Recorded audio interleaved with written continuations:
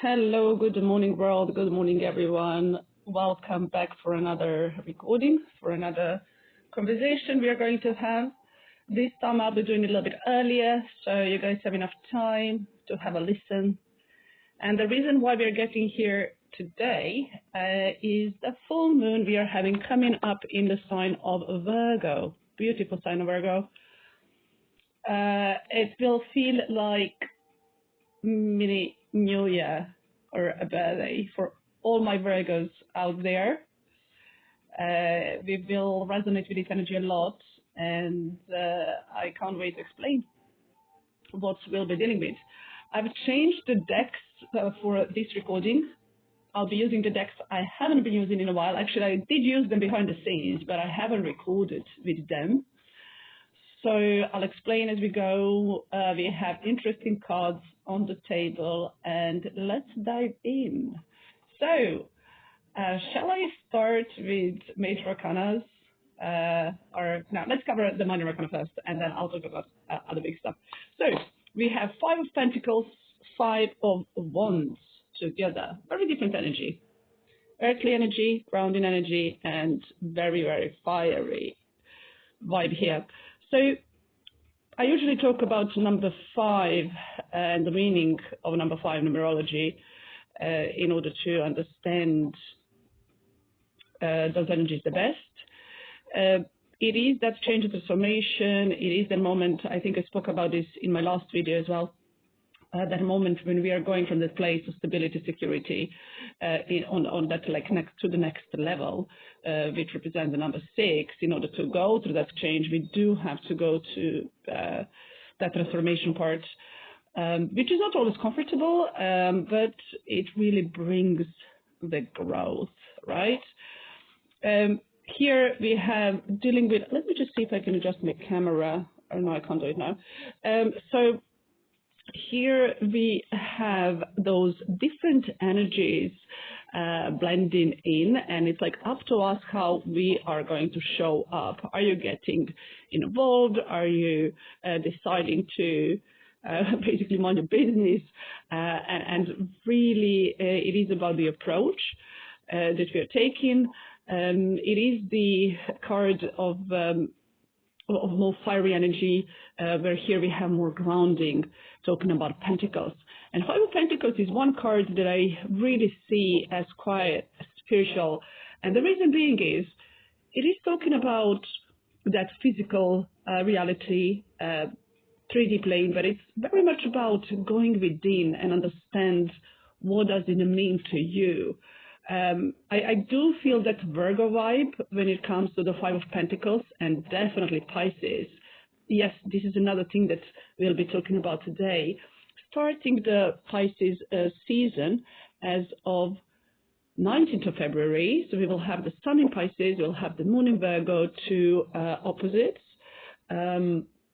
that work beautifully together, right? If you think about the Virgo being very practical, very grounding, very stable, and then having the Pisces, which is very intuitive, very deep. I'm trying to zoom in my camera, but it doesn't. Oh yeah, here we are. So it is really about how we work with both those energies and how we blend them in. What is it that my heart and soul needs? Appreciating the physical world, but understanding that there is more, and I can relate to this card quite a lot, because obviously we do need that nurturing on all the levels, body, soul, mind, and both Pisces and Virgo are talking about that healthy being, right? Healthy living. So I'm trying to zoom a camera so you can see Hiko at the back, just say hello. All right, so going back to the cards, the other messages that are on the table. So we have the Nine of Cups right here. We have Nine of Swords right here. Okay. My camera is really struggling today. Let's see if that's going to happen. Nine of Swords.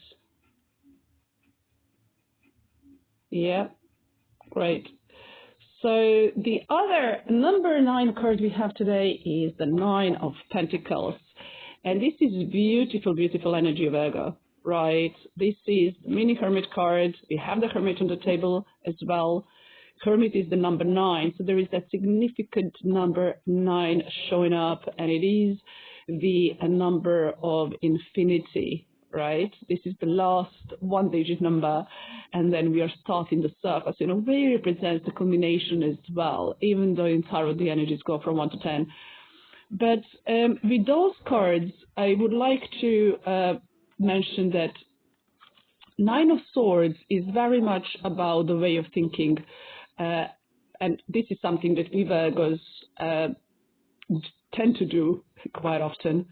Overanalyzing, overthinking, that can lead to a bit of anxiety, right?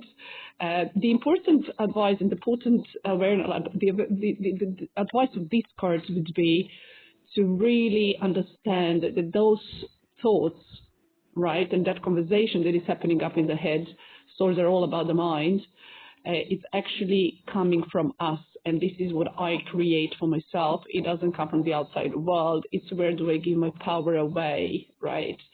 But again, it is number 9. It is that moment when we realize what is happening, and it's very easy to change. And you will see the rest of the messages you have at the table. It makes a beautiful sense. So 9 of Pentacles, the abundance, security, stability, feeling good in your skin. It is the beautiful, one of the most positive cards in tarot deck as well. When you feel good in your skin, when you feel good in your solitude as well, it's like that card of creativity. And from that place, we can really, really create any reality we want for ourselves. And this is my Morgan Greer deck and haven't been using in a while. The 70s tarot. I used to love this deck. I used to take it with me on my travels. So I'm very happy to have it back here on the table. Wish fulfillment. What is it I want to attract more of in my life, in my reality?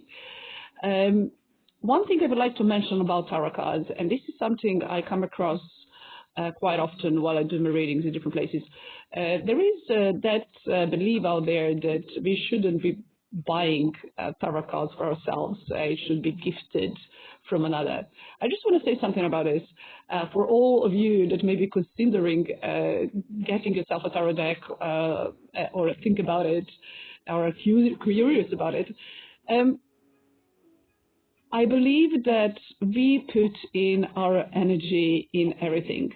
By purchasing the deck, you give a life to the deck.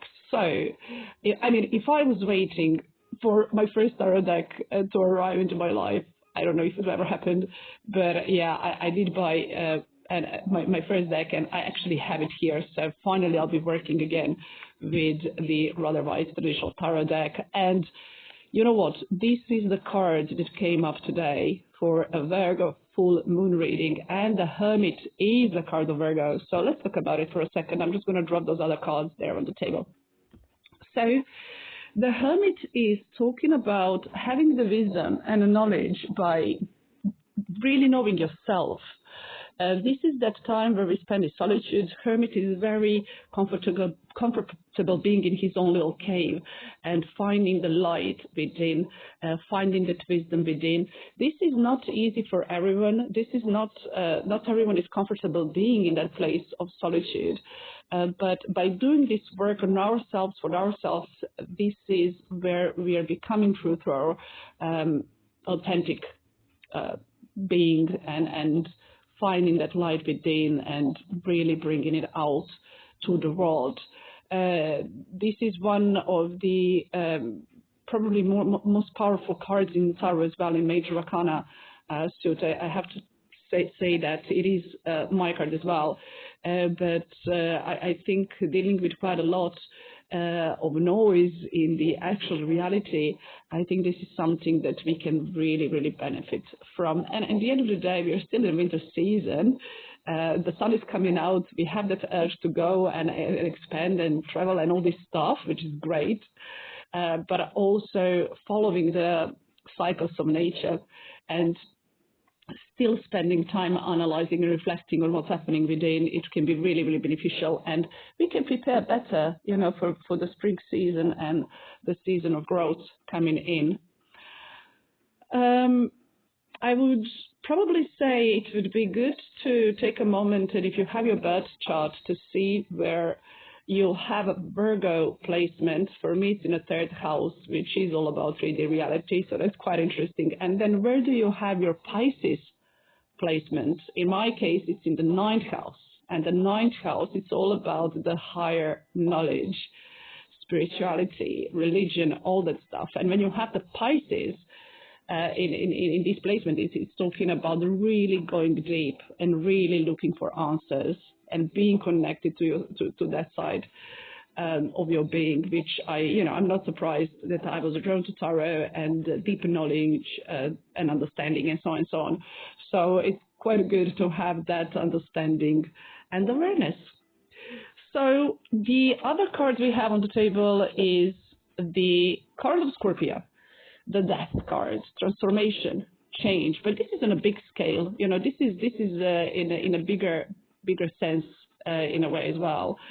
Death of an ego, being done with one chapter of your life, being done with one phase of your life, and really stepping into a new light, new power, a new vision. Talking about new vision from the Osho Tarot deck, we have this beautiful card number 12, which in traditional tarot deck is the card of the Hanged Man. Emerging from that shadow side, leaving that shadow side of yourself behind. It's not even a shadow side, it's really the outdated version of yourself, and really growing from there. This illustration is absolutely beautiful. Let me try and zoom it again. I love this version of the Hanged Man or New Vision card. So I would say if you can, try and visualize and remember this illustration, this vision, the new vision. Alrighty, so the last 2 cards I would like to talk about are the court cards we have on the table. We have the Queen of Swords and the Queen of Cups. Even though Virgo is the earth sign, I think that their intellect is very, very sharp. And the Queen of Swords is talking about the intellect and the mind. Here we have that strong-minded, very clear thinking, sharp thinking personality. Sorry, I'll just put it this way. And then here we have the strong archetype of Pisces, the Queen of Cups, Queen of Emotions, Queen of Feelings, going deep, being intuitive, being very, very empathic, and picking up a lot from the energy and vibe from others as well. The theme here is really finding the balance between these two, mind, heart, and going from both places, really working with those two energies at the same time. Yeah, the camera is really struggling with focusing today, but here we are. So this would probably be the final message for today, finding the balance between heart and mind. I think we had something similar in a previous recording, but talking about the previous recording, it was about the new moon, and it was in a sign of Aquarius, really talking about the mind, and water, heart, and feelings as well. So we're just continuing this theme. And usually when it comes to important lunar cycles, it's good to pay attention to messages that were coming in, or energy that we were dealing with that first lunation, first important lunation, I would say, the new moon, and then the last one that is coming in the month, the final one, which is culmination and full moon, and things coming up to the surface. Sometimes the full moon energies are not the easiest ones to deal with, but they are very, very important in order to release everything that is not serving us anymore, right, with that change and transformation, and then allowing new energies, new visions to come in. Thank you for being with me here today. I'm wishing everyone happy full moon. and I'll speak to you very, very soon. Bye for now.